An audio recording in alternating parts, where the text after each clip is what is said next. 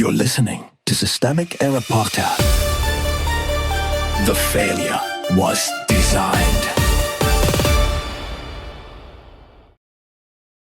Hunters tear apart Trump admin's blatant misinformation and monuments fight, based on an article by Annie Knox, Utah News Dispatch. Trump shrinks the monuments, then shrinks reality. Power first, facts later. Donald Trump did not merely announce a land ordering decision. He used presidential power to slash-grant Staircase-Escalante and Bears Ears national monuments by about 90%, with Utah Republicans standing beside him to bless the move. That is the real story. Federal executive authority, backed by state and congressional allies, overriding public land protections in the name of access and multiple use. The source article is brief on the policy mechanics because the administration made the theater louder than the substance. That is itself revealing. When officials move this aggressively, the question is not whether they were confused. It is who benefits from the confusion. The lie at the podium. Trump claimed the monuments were places where you can't do anything, including hunting, fishing, or even walking. That was false.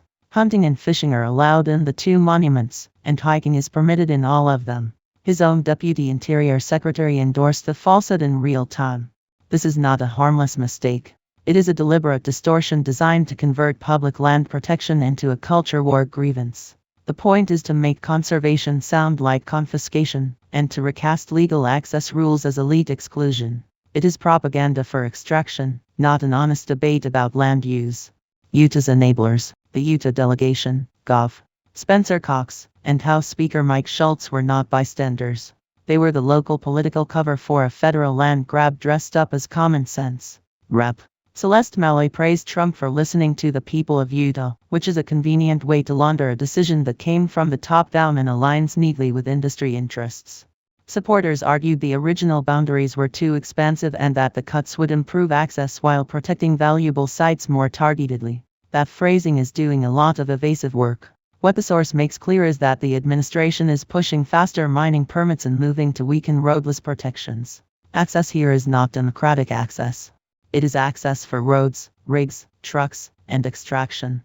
What the hunters actually noticed. The hunters and anglers quoted in the story were not demanding ideology. They were asking what happens next: weed control, wildfire prevention, wildlife habitat, road traffic, mining pressure. That is the level of reality the administration wants to skip. Ryan Callaghan of Backcountry Hunters and Anglers put it plainly: the issue is not sentimental scenery, but stewardship of public resources. The organization's concern is practical and immediate. More roads and more mining do not preserve habitat, they fragment it. More access for industrial use is not the same thing as access for the public who actually uses and values the land. The pattern beneath the spin. This is how authoritarian politics often works in miniature. The powerful make the decision. The loyalists repeat the lie. The public is handed a fake premise and told to argue within it.